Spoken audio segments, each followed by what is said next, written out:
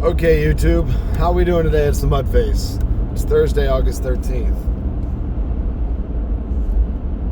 So what's the big story of the week?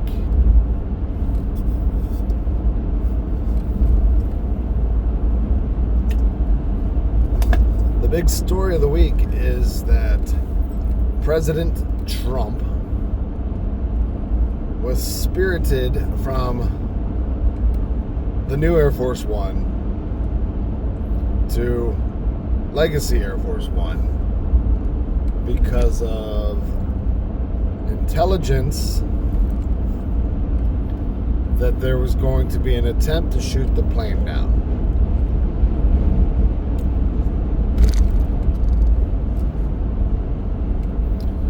There's been a little bit of hay made about Chinese shoulder-fired anti-air missiles that were supposed to be arriving in Iran.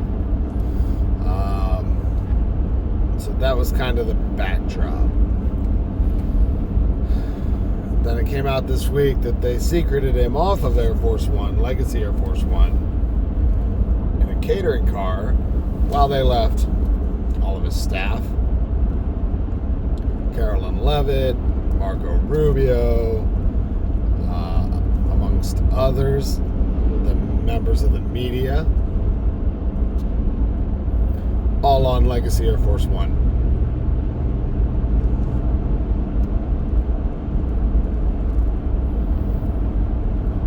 Could this information be why Levitt is stepping down?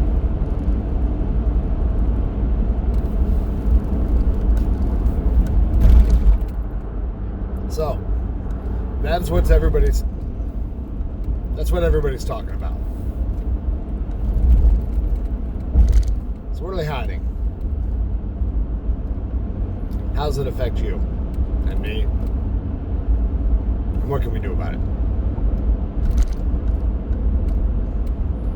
So late last week, it also came out that the FDA or the CDC, I forget which, approved Moderna's mRNA flu vaccine.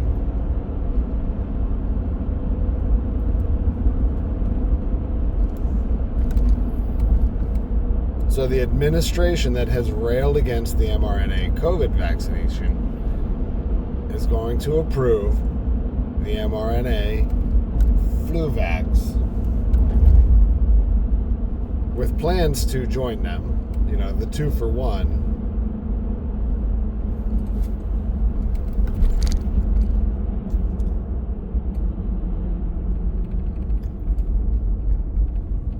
I think after the last 5 years, mRNA has been proven to be suspect. I again do not believe that they have completed enough clinical trials, safety and efficacy, long-term effects. So what can you do about it? Well, you can choose to get a different flu vaccine if you so choose to get a flu vaccine. Personally, I've never had one. The vaccine is usually last year's strain of flu. It's a mere guess what flu they're going to have.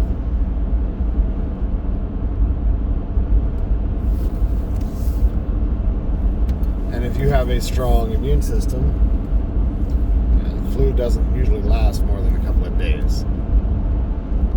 So why risk permanent medical injury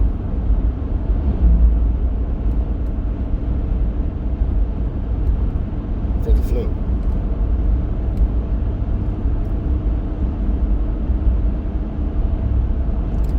Second thing they are hiding this week: the Strategic Petroleum Reserve has reached the lowest levels since 1983. something like 290 million barrels left in the strategic reserve.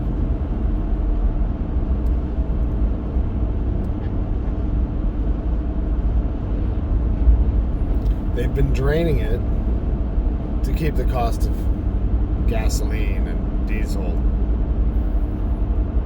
somewhat manageable, so they can say that this war in Iran isn't affecting us on the homeland.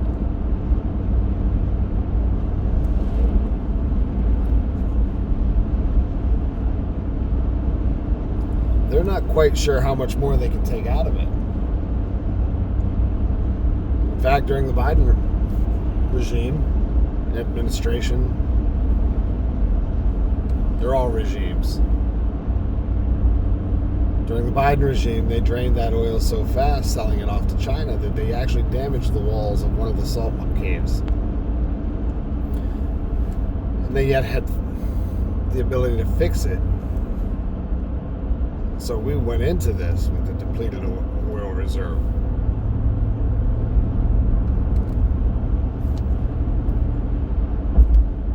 And I know what you're going to say. We're the world's leading oil exporter. Yeah, we are. We export more oil than everybody else right now.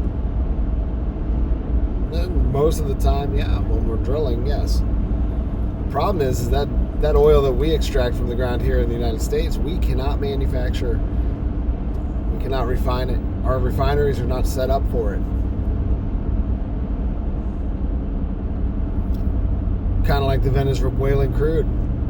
We cannot refine that. We're not set up to refine the thicker Brent crude. So we export that off to places where they can, like China.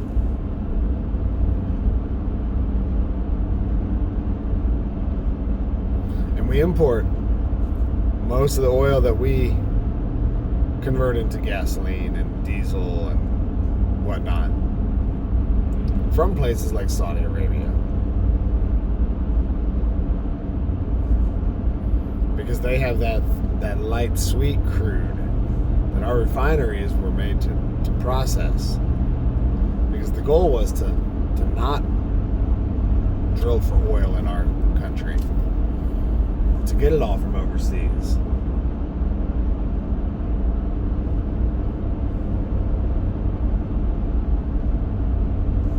So how does that affect you? Well, obviously, the lower that SPR goes, the higher the prices are going to go. The longer it takes to strike a deal with Iran, open up the Strait of Hormuz,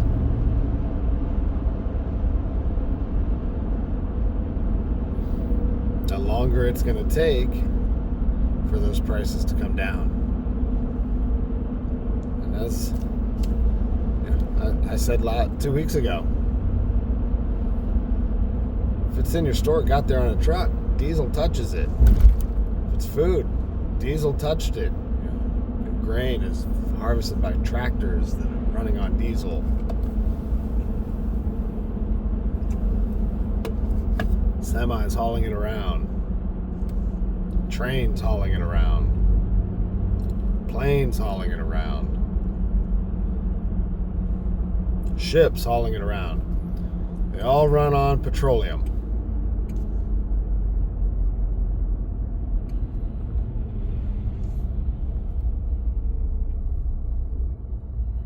The shipping costs go up, the cost of goods is going to go up. It's economics, basic economics.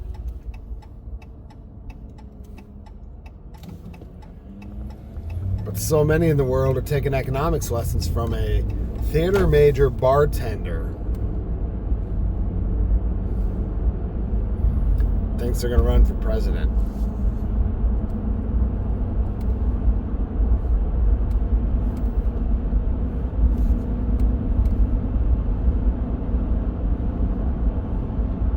So, what can you do about it? Get what you need. Stock up. You're going to need some food. You're going to need food rations. You're going to need backup foods, backup goods. Things made of plastic are getting harder and harder and harder to source. And the cost of them is going up and up.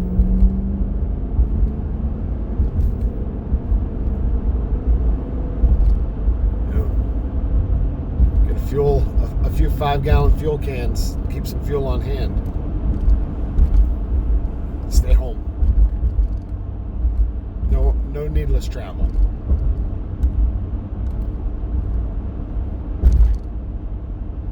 A couple weeks ago was the busiest air traffic day ever recorded for commercial flights.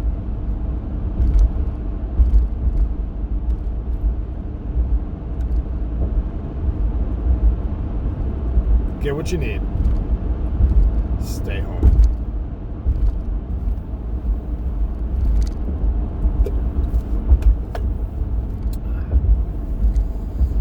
Alright, so the third thing is the Strait of Hormuz. Trump's been talking a big game. We control the strait. It's ours. We'll keep it. Praise be to Allah.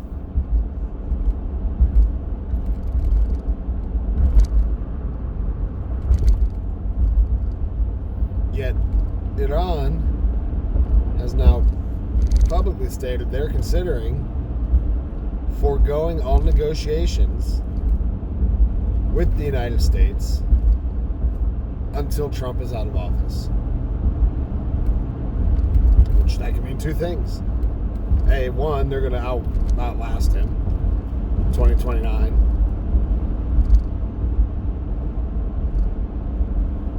Which they've shown their resilience over 47 years.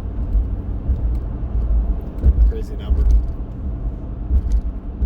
47 years they have shown their resilience to our sanctions,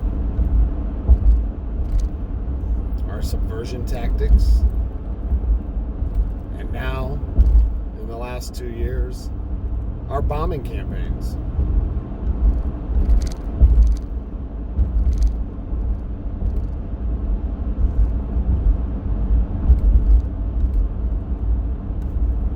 While maybe when this all started, the general public of Iran did not like the Ayatollah, did not like their government, although I think it was propaganda. Every day that we sanction them, every day that we bomb them, every day that we belittle them, you're pushing that populace into the arms of the IRGC, the religious zealots. You're creating more terrorists.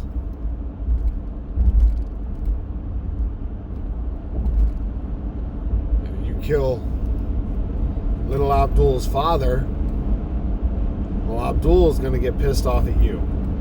And he's going to go recruit Amir, Jamal, Harker and Incorporated,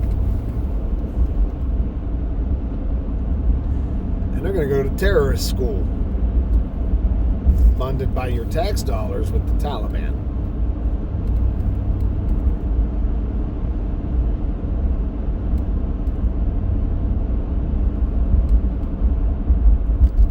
Trump's got two options. Walk away. Let Europe handle the negotiations of reopening the strait. Drop a bomb. Turn Tehran into a sheet of glass.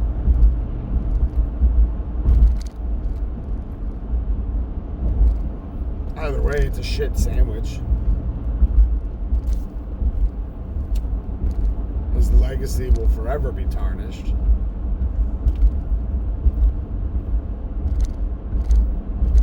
Especially if he walks away. And if he drops a nuke,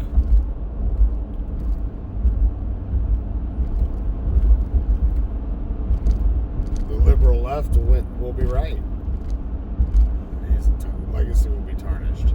So it's a lose-lose for him.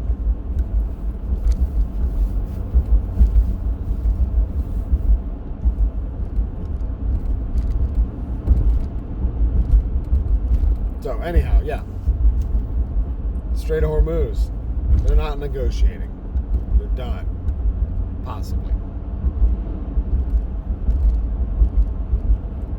And while there may be some backdoor channels to Pakistan and Oman, Qatar,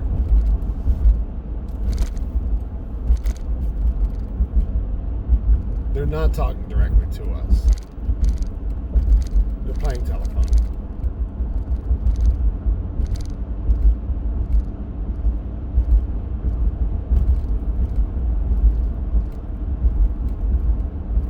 What does that mean for you? Well, see previous comments on the Strategic Petroleum Reserve. Price of fuel is going to keep climbing. Price of goods is going to climb. What can you do? You get what you need. You store some fuel safely, stable. Don't go anywhere.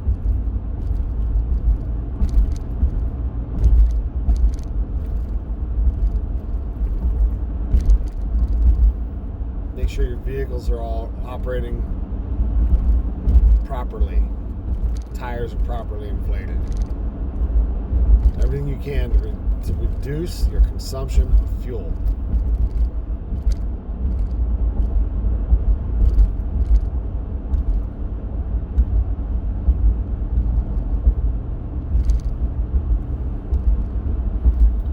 As Risky Krisky says, it's going to get worse before it gets worse.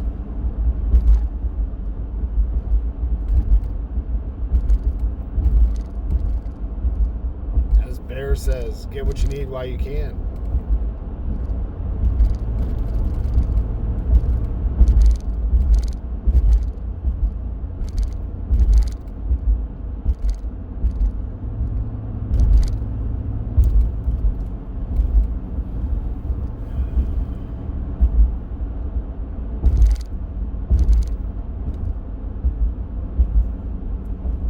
You can't hate Washington enough.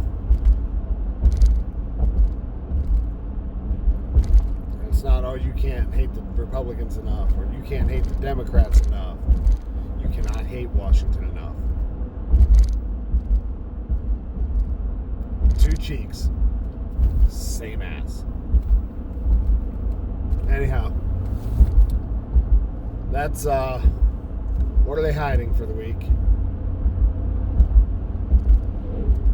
Sponsored to you by nobody. By me. My time.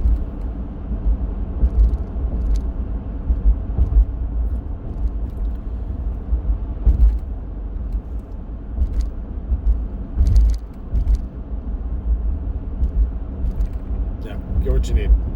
Y'all have a good day.